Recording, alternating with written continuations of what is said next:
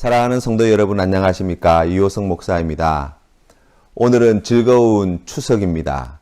한 해 동안 하나님께서 베푸르신 은혜와 사랑을 다시 한번 기억하고 감사함으로 하나님께 함께 나아가시는 우리 귀한 성도님들 되시기를 바랍니다. 어렵고 힘든 시절을 보내다 보면 자칫 우리의 입술에서 우리의 마음에서 감사가 사라진 것을 깨닫게 됩니다. 하나님께서 우리에게 베푸르신 감사할 이야기들이 없는가 다시 돌이켜보면 결코 그렇지 않다는 것을 알게 됩니다. 올 한 해도 힘들고 어려웠지만 하나님께서는 때마다 시마다 우리에게 필요한 은혜를 넘치도록 부어주셨음을 보게 됩니다. 사랑하는 성도 여러분, 우리가 다시 한번 주님 앞에 감사함으로 나아가십시다. 하나님께 큰 감사로 영광 돌리시는 우리 모든 믿음의 권속들 다 되시기를 주님의 이름으로 축원합니다. 오늘 우리가 함께 나눌 말씀은 요한계시록 9장 말씀입니다. 우리 함께 봉독하겠습니다. 제9장. 다섯째 천사가 나팔을 불매 내가 보니 하늘에서 땅에 떨어진 별 하나가 있는데 그가 무저갱의 열쇠를 받았더라. 그가 무저갱을 여니 그 구멍에서 큰 화덕의 연기 같은 연기가 올라오매 해와 공기가 그 구멍의 연기로 말미암아 어두워지며 또 황충이 연기 가운데로부터 땅 위에 나오매 그들이 땅에 있는 전갈의 권세와 같은 권세를 받았더라. 그들에게 이르시되 땅의 풀이나 푸른 것이나 각종 수목은 해하지 말고 오직 이마에 하나님의 인침을 받지 아니한 사람들만 해하라 하시더라. 그러나 그들을 죽이지는 못하게 하시고 5달 동안 괴롭게만 하게 하시는데 그 괴롭게 함은 전갈이 사람을 쏠 때 괴롭게 함과 같다. 그날에는 사람들이 죽기를 구하여도 죽지 못하고 죽고 싶으나 죽음이 그들을 피하리로다. 황충들의 모양은 전쟁을 위하여 준비한 말들 같고 그 머리에 금 같은 관 비슷한 것을 썼으며 그 얼굴은 사람의 얼굴 같고 또 여자의 머리털 같은 머리털이 있고 그 이빨은 사자의 이빨 같으며 또 철호심경 같은 호심경이 있고 그 날개들의 소리는 병거와 많은 말들이 전쟁터로 달려 들어가는 소리 같으며 또 정갈과 같은 꼬리와 쏘는 살이 있어 그 꼬리에는 5달 동안 사람들을 해하는 권세가 있더라. 그들에게 왕이 있으니 무저갱의 사자라. 히브리어로는 그 이름이 아바돈이요 헬라어로는 그 이름이 아볼루온이더라. 첫째 화는 지나갔으나 보라, 아직도 이후에 화 둘이 이르리로다. 여섯째 천사가 나팔을 불매 내가 들으니 하나님 앞 금제단 네 뿔에서 한 음성이 나서 나팔 가진 여섯째 천사에게 말하기를 큰강 유브라데에 결박한 내 천사를 놓아주라. 내 천사가 놓였으니 그들은 그 연월일 시에 이르러 사람 3분의 1을 죽이기로 준비된 자들이더라. 마병대의 수는 2만만이니 내가 그들의 수를 들었더라. 이 같은 환상 가운데 그 말들과 그 위에 탄 자들을 보니 불빛과 자줏빛과 유황빛 호심경이 있고 또 말들의 머리는 사자머리 같고 그 입에서는 불과 연기와 유황이 나오더라.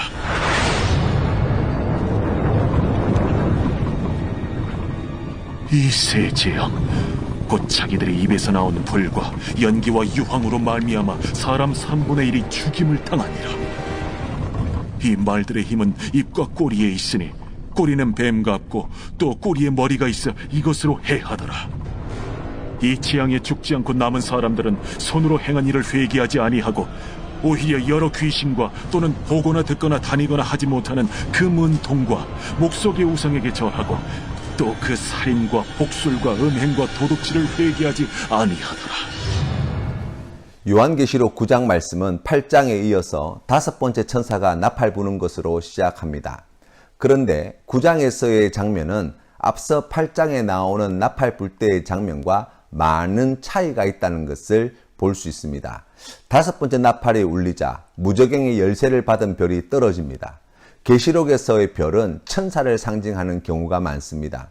떨어진 별은 바로 하나님을 대적하여서 하나님의 나라에서 쫓겨난 천사장 루시퍼, 바로 마귀를 상징합니다.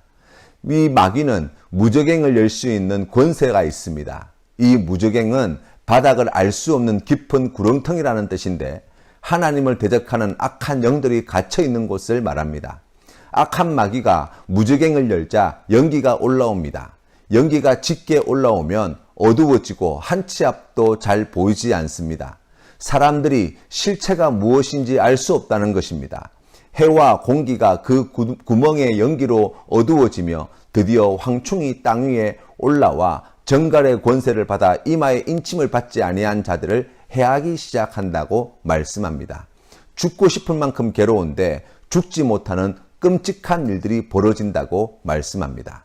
성경에서 황충은 메뚜기와 혼용되어 사용되는 단어입니다. 메뚜기 떼는 농작물에 큰 피해를 입히는 곤충이지요. 한번 몰려왔다 사라지고 나면 황무지만 남게 됩니다. 출애굽 당시 애굽에 내린 8번째 재앙이 메뚜기 재앙이었습니다.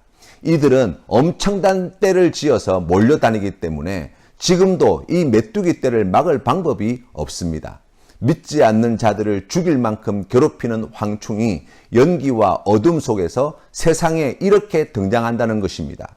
연기 속에서 사람들은 그 정체가 무엇인지 모른 채 당하기만 한다는 것입니다. 거기에 황충의 모양이 묘사되어 있는데 먼저는 전쟁을 준비하는 말들 같고 머리에 금 비슷한 관을 썼고 얼굴은 사람의 얼굴이고 여자의 머리털 같은 머리가 있고 이빨은 사자의 이빨 같고 철 호심경을 달고 날개가 있어서 말 달리는 소리가 나고 정갈 꼬리에 쏘는 살이 있고 사람을 5달 동안 해하는 권세가 있다고 묘사하고 있습니다. 여기서 5달은 황충의 수명이 5달이라는 뜻보다는 완전과 충만함을 상징하는 10의 절반밖에 안 되는 제한된 짧은 기간 동안만이라고 우리가 이해할 수 있습니다. 그리고 황충 때의 왕이 있는데 무저갱의 사자라는 히브리어로는 아바돈이라고 하고 헬라어로는 아볼루온이라고 하는 존재가 나옵니다.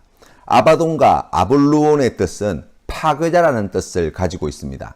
사도 요한은 그가 쓴 요한복음 8장 44절에서 예수님의 말씀을 이렇게 기록하고 있습니다.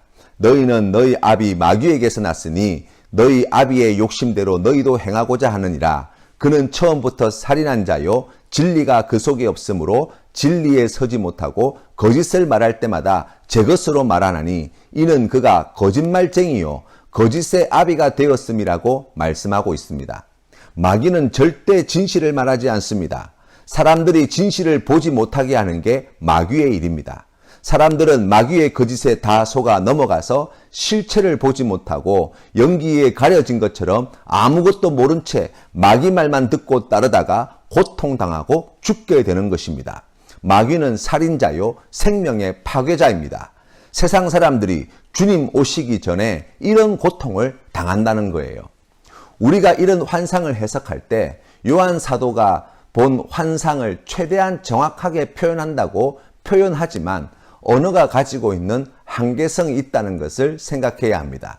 예를 들면 여러분이 가장 사랑하는 가족의 얼굴을 글로 표현해 보십시오. 그리고 그분을 모르는 사람에게 그 글을 보여주고 얼굴을 그려보라고 한다면 아무도 그대로 재현해내지 못할 것입니다. 그 얼굴을 표현한 글을 통해서 우리가 알 수 있는 것은 모양이 무엇이냐가 아니죠. 그 글을 쓴 사람의 눈에는 그렇게 보인다는 정도일 것입니다. 또 거기에 한 걸음 더 나아간다면 그 가족을 무척이나 사랑한다는 것을 그 묘사의 내용을 통해서 이해할 수 있을지도 모릅니다. 그래서 계시록 말씀을 읽다 보면 7절 말씀에 나오는 말들 같고 금 같은 사람의 얼굴 같고 사자의 이빨 같으며 이러한 뭐뭐 같다라는 표현이 많이 등장한다는 것을 알 수 있습니다. 말이나 사람 얼굴이다, 사자 이빨이다가 아닙니다. 환상 중에 본 것을 편지를 받은 사람들이 알 수 있는 것으로 표현해야 하기 때문에 같다는 표현이 많이 사용되어지는 것이죠. 황충이 정갈의 권세와 같은 권세를 받았다는 말씀을 통해 사람에게 치명적인 존재라는 사실을 우리가 알 수 있습니다. 말씀을 보시면 정갈 같은 권세를 가진 황충이 사람들을 쏠 때에 당장 죽고 싶을 만큼 큰 고통이 있고 죽지 못해 살게 될 것이라고 말씀합니다. 이것이 바로 핵심인 것입니다. 여섯 번째 천사가 나팔을 불자 큰 강 유브라데에 결박한 네 천사를 놓아주고 하나님의 제단에서 소리가 나옵니다. 이들은 사람의 3분의 1을 죽이기로 준비된 자들이라는 거예요. 마병대가 2만만, 즉 2억 명이나 되어지고 말들과 탄 자들은 호심경을 달고 사자머리 갖고 입에서 불과 연기와 유황을 내뿜고 그것으로 사람의 3분의 1을 죽이게 된다고 말씀합니다. 그런데 문제는 무엇입니까? 이런 고통이 땅에 임하였는데 사람들은 여전히 회개하지 않고 오히려 귀신과 우상에게 주라고 자신들의 죄를 회개치 않는다는 것입니다. 2만만, 즉 2억은 군대의 수가 헤아릴 수 없이 많다는 것을 뜻합니다. 그리고 3분의 1은 앞에서 살펴본 대로 전부가 아닌 일부가 죽게 된다는 뜻이라고 이해할 수 있습니다. 여기서 큰 강 유브라데가 상징하는 바가 있습니다. 이스라엘 민족에게 유브라데 강은 이스라엘 땅의 북쪽 경계선에 해당합니다. 유브라데 강 너머 북쪽은 역사적으로 이스라엘을 위협하고 멸망시키려고 하는 세력들이 생겨난 근거지로 여겨졌습니다. 그래서 유브라데에서 네 천사가 풀려나면서 세상 사람 3분의 1을 학살하게 된다는 뜻은 바로 하나님의 뜻을 거스르는 악한 세력들이 이제 거기에서 발원하여서 그래서 세상 사람 3분의 1을 죽이게 된다는 뜻이라고 이해할 수 있습니다. 여기 죽임을 당하는 자들도 다섯 번째 나팔에서와 마찬가지로 인침을 받지 않은 자라고 할 수 있습니다. 왜냐하면 20절과 21절 말씀해 보시면 그런 학살을 당하고도 여전히 귀신과 우상을 숭배하고 자신의 죄를 회개하지 않았다고 말씀하고 있기 때문입니다. 하나님께서 사도 요한에게 이 환상을 보여주신 목적이 무엇일까요? 예수님께서 재림하셔서 세상을 심판하시기 전에 특별히 예수님을 믿지 않는 자들에게 무슨 일이 벌어질 것인지를 말씀하고 있습니다. 많은 불신자들이 죽고 많은 불신자들이 마귀에게 속아 엄청난 고통을 당하게 된다는 것입니다. 황충과 사람을 죽이는 마병대가 오늘날에도 활동하고 있지는 않습니까? 하나님을 알지 못하는 자들을 고통과 죽음으로 끌고 가는 자들이 있지 않습니까? 전쟁과 테러와 각종 범죄가 끊이지 않아서 수많은 희생자들이 우리의 이웃 가운데 있지 않습니까? 이단과 미신에 빠져서 가정이 파탄나고 삶이 무너진 사람들이 우리 이웃 가운데 얼마나 많이 있습니까? 불륜과 문란한 성생활로 깨어진 가정과 그로 말미암아 희생된 피해자들이 당해야 할 고통이 얼마나 극심한지 모릅니다. 세계적인 경제적인 양극화로 인해서 얼마나 많은 사람들이 고통당하고 죽어가고 있는지 모릅니다. 1년에 술과 담배와 마약으로 인해서 고통당하고 죽어가는 자들이 얼마나 많은지 모릅니다. 그런데 더 큰 비극이 무엇입니까? 그들을 이 엄청난 고통에서 구원해 줄 리가 아무도 없다는 것입니다.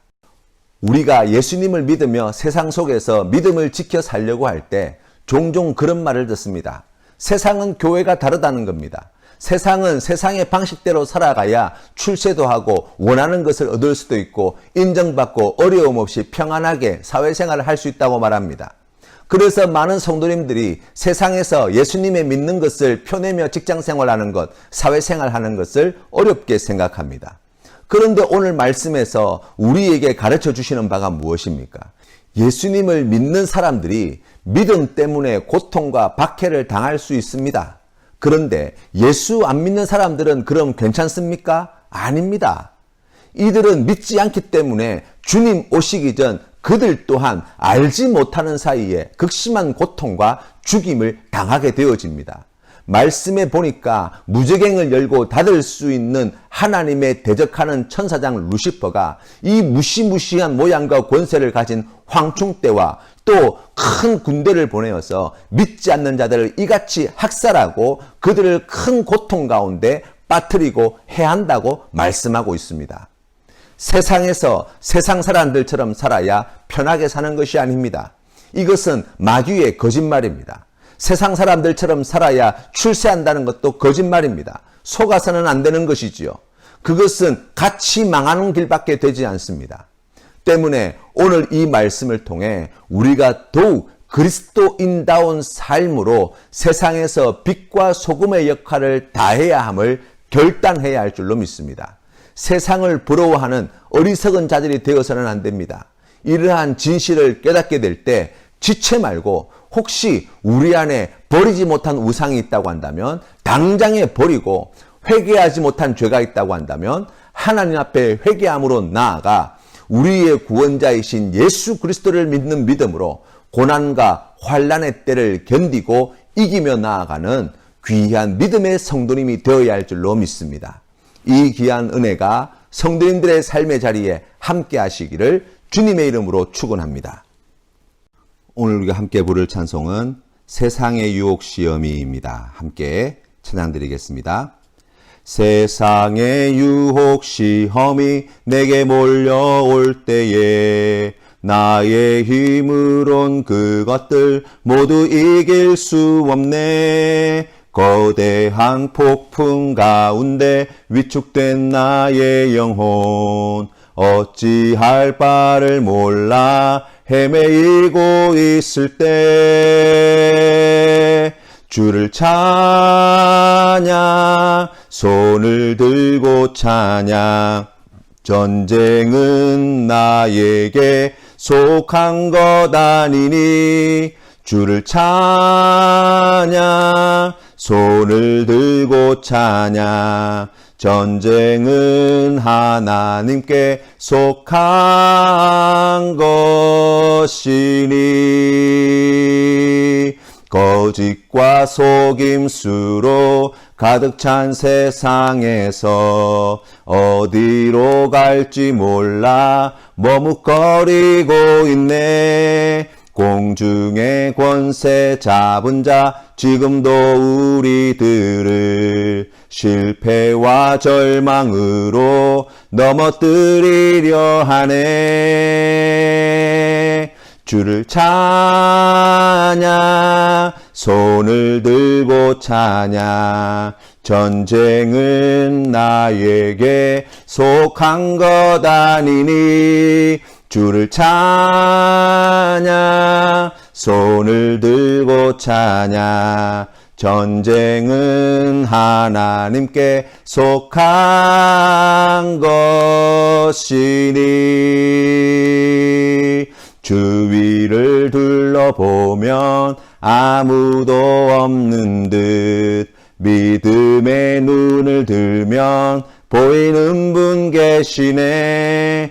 지금도 내 안에서 역사하고 계시는 사망과 어둠의 권세 물리치신 예수님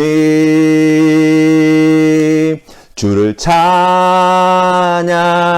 손을 들고 찬양 전쟁은 나에게 속한 것 아니니 주를 찬양 손을 들고 찬양 전쟁은 하나님께 속한 것이니 아멘. 함께 기도드리겠습니다. 살아계신 하나님 아버지, 오늘도 귀한 말씀을 통하여 하나님의 음성을 듣게 해주시니 감사합니다. 참으로 혼란과 고통과 죽음이 넘쳐나는 세상 가운데 우리가 갈 바를 알지 못하고 방황할 때가 있지만 그러나 오늘 주신 말씀을 통하여 다시 한번 믿음으로 서게 하여 주시니 감사합니다. 하나님 아버지, 세상에서 하나님께서 기뻐하시는 거룩한 성도로 살아가기에 힘쓰는 우리 귀한 성도님들 되게 하여 주시옵소서. 악한 마귀의 거짓에 넘어가서 세상을 본받는 자들 되지 않도록 하시고 세상을 부러워하는 자들 되지 않도록 하여 주시고 우리의 처해 있는 삶의 자리가 어디 있는지 간에 세상의 빛으로 소금으로서의 사명을 잘 감당하게 하시고 혹 우리 안에 버리지 못한 우상이 있다면 하루속히 버리게 하시고 혹 우리가 해결치 못한 것이 있다고 한다면 하루속히 주님 앞에 자복하고 회개하게 하여 주시어서 하나님께 주시는 죄사함의 기쁨과 은혜를 회복하는 우리 귀한 성도님들 되게 하시고 하나님께서 주시는 약속하신 말씀에 소망을 붙들고 믿음으로 고난의 때를, 혼란의 때를, 환란의 때를 이기며 나아가는 우리 귀한 성도님들 다 되게 하여 주시옵소서. 우리를 구원하시는 분이 오직 예수 그리스도 한 분밖에 없음을 의심하지 말고 확신하게 하여 주시어서 주님만을 바라보는 믿음으로 하나님께서 기뻐하시는 그 귀한 믿음의 길을 걸어가는 우리 귀한 성도님들 될 수 있도록 복 내려 주시옵소서. 예수님의 이름으로 기도합니다. 아멘.